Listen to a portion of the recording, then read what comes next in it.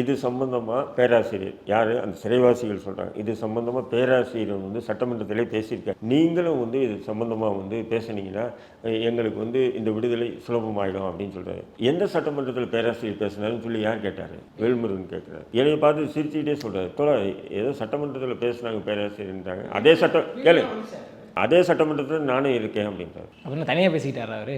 நான் என்ன சொல்கிறேன், இந்த இஸ்லாமிய அமைப்பு தலைவருக்கு அப்படி ஏமாத்துறாங்க. இப்போ நாங்கள் சட்டமன்றத்தில் பேசுவோம். அப்போ வேல்முருகன் தான், வேல்முருகன் கிட்ட ஒரு பழக்கம் என்னென்னா வெளிப்படையாக பேசக்கூடிய நபர். எது இருந்தாலும் சரி, பிடிக்குது பிடிக்கல என்ன வெளிப்படையாக அவர் பேசிட்டு அப்புறம் என்ன சொல்கிறார், அதெல்லாம் இன்னும் பேசலை தோழர், நானே பேரசிக்கிட்ட சொன்னேன், நான் ஒருத்த எம்எல்ஏ, ஆனால் திமுக உதயசூரியன் சின்னத்தில் நின்று தான் ஜெயிச்சிருக்கேன், நான் இவ்வளோ போராடி பல பிரச்சனைகளை நான் வந்து தீர்த்துக்கிறேன், நீங்கள் 2 பேர் இருக்கீங்க பேசுங்க, நான் பேசுகிறதே இல்லைங்கன்னு சொன்னார்.